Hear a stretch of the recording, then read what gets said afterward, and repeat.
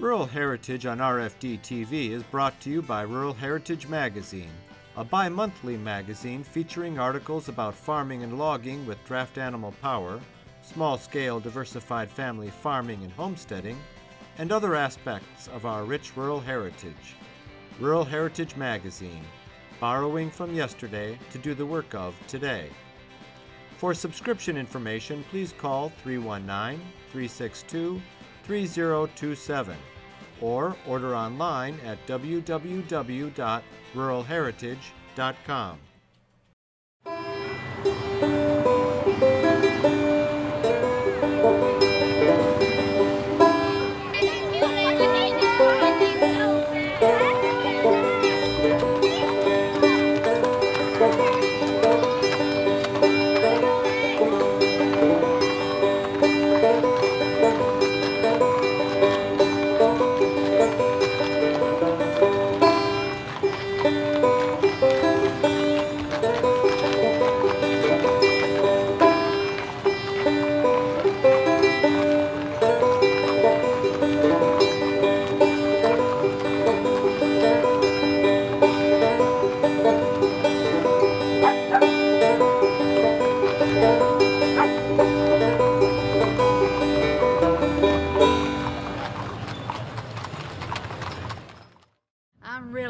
Just one of about 40 committee members.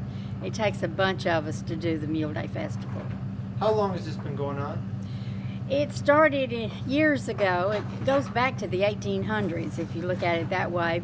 But here in Maury County it started in 1934 and it has been running since. But it had discontinued because of the war years, and then there was a lack of interest around 1950, so it was down for a while. But then in 1974, the Maury County Bridle and Saddle Club decided that they needed a project because they had just chartered, and so somebody suggested, well, let's do Mule Day, and they did it the first year. Very small budget, very few people.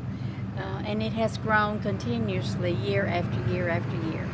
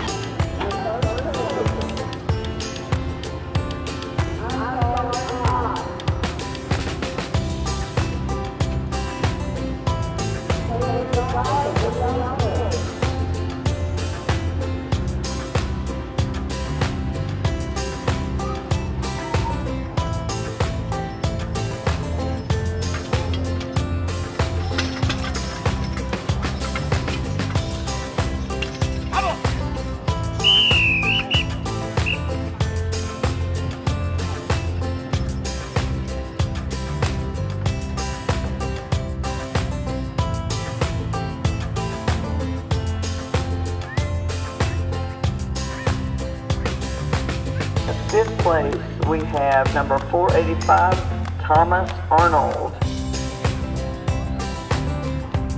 In fourth place, we have number 494, Lydia Hurd. In third place, we have number 483, Drenda Walker. In second place, we have number 486, Terry Farley. And our winner for this year's Culver class would be number 480, Shelley Rayleigh. And the winner of the first ever Queen's Choice Award is number 486, Terry Farley.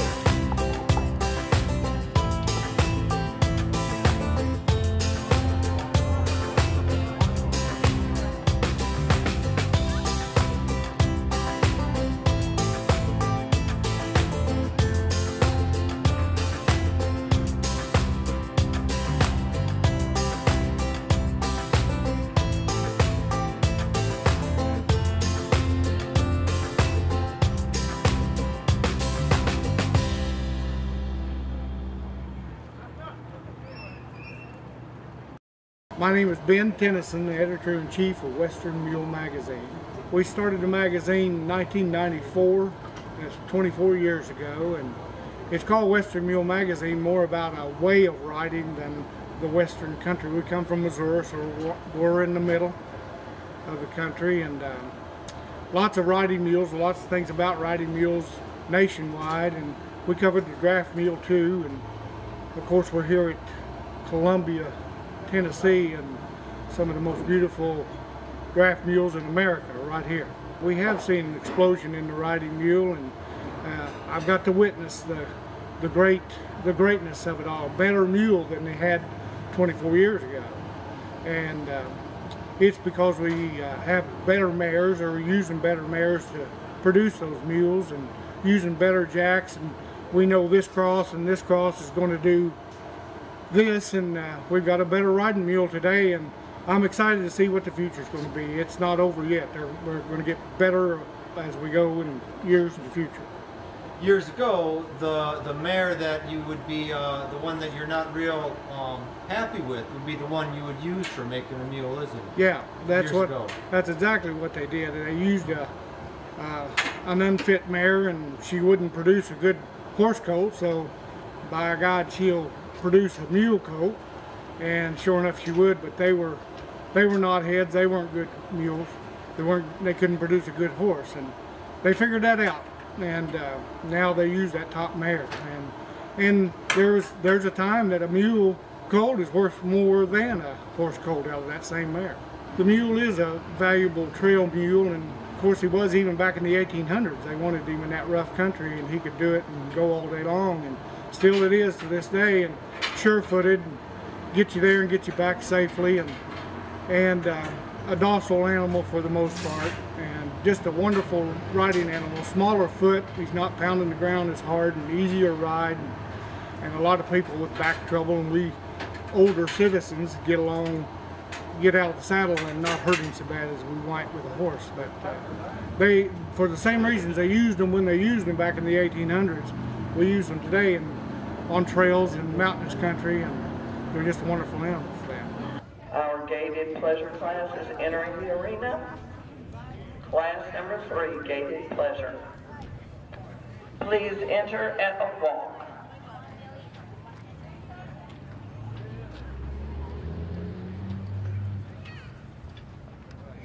Gaited Pleasure, please enter at a walk.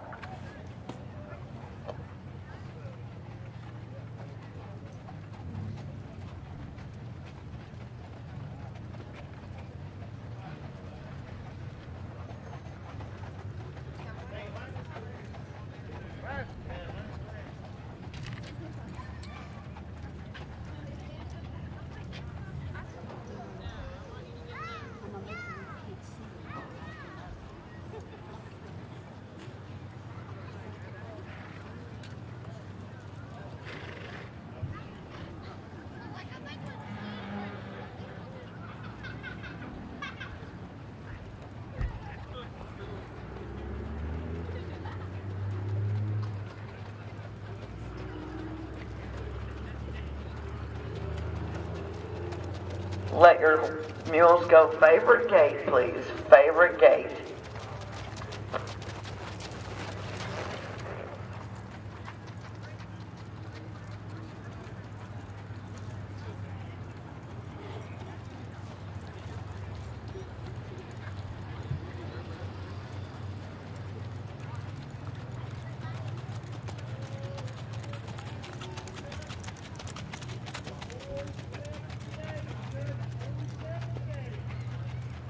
All right, and we have the results for class number 3, Gaited Pleasure.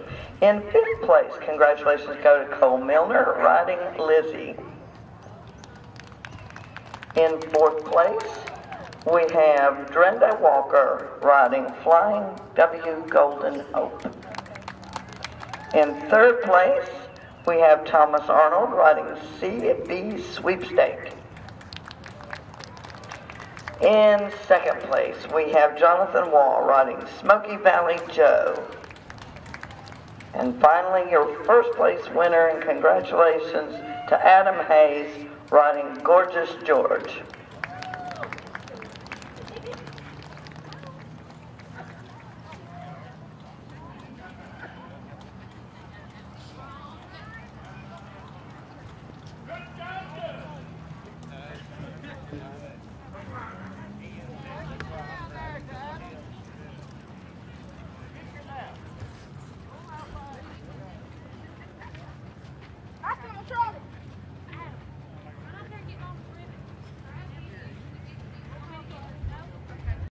One of the things that I feel walking around here is that it's kind of a family reunion in a lot of ways. Does that feel to you like that? It is. It is a family reunion. They look forward to coming here every year and meeting up with family and old friends, and they want to camp together. It doesn't matter that one's on one side of the street and one's on the other. They want to be side by side. They're very close, very connected, very down-to-earth, honest, hard-working people. They just want to come here and have a good time. And a lot of people take their vacations and come here and spend the week with us. There are, you cannot imagine, there are over $100,000 rigs in here right alongside the guy that paid $1,000 for his trailer and just an old pickup truck. That it doesn't matter. Doesn't make any difference to them. We have all kinds of mule shows, beginning with the Mini-Mule Show that's here. We have the draft shows that are here. We have the Gaited shows. This afternoon we have scheduled a Western Mule Show, which is the end of the festival, but it's one of the rowdiest shows. It's a lot of fun to watch. The Wagon Train starts out on Monday before Mule Day, and they go out into the county and choose a place where they can camp people overnight. So they camp out for 3 days, and then they come into Columbia on Wednesday. And they have anywhere from 50 to 100 wagons there, and lots of people riding horseback as well. And it's called Mule Days, and those days are Thursday through Sunday, is that right? The official days are, yes, Thursday through Sunday. It really was, but the weather was so cold, I can't blame them at all for not coming. But the parade, a lot of people go to the parade, and then they don't realize there are activities here at the park.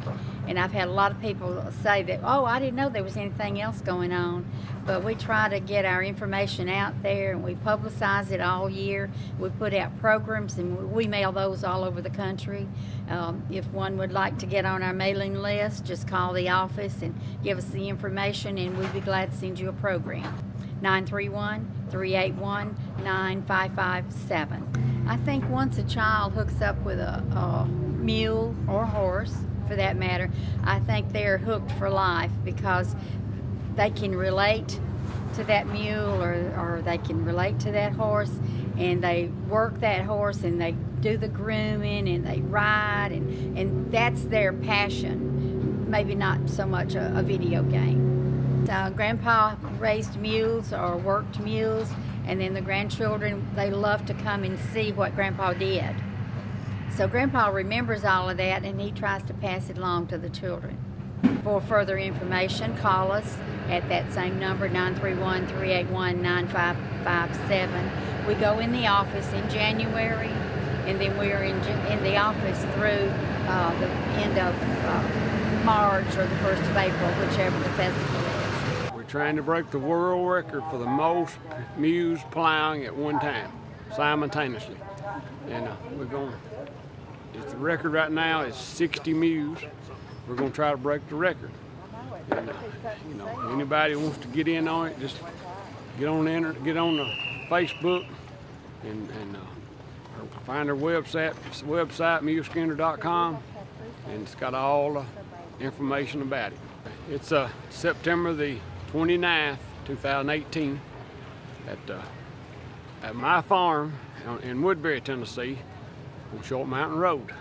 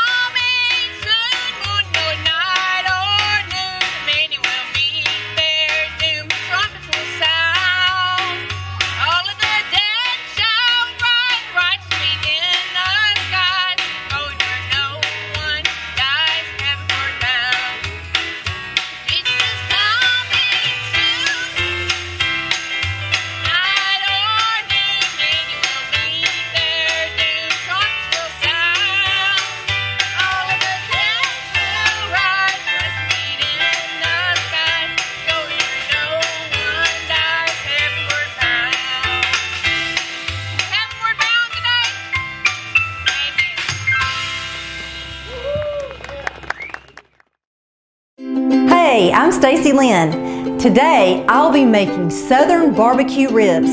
Stacy Lynn, savor the good life. I have a rack of spare ribs. You can do this with baby back ribs, but don't leave them in the oven quite as long as you would spare ribs.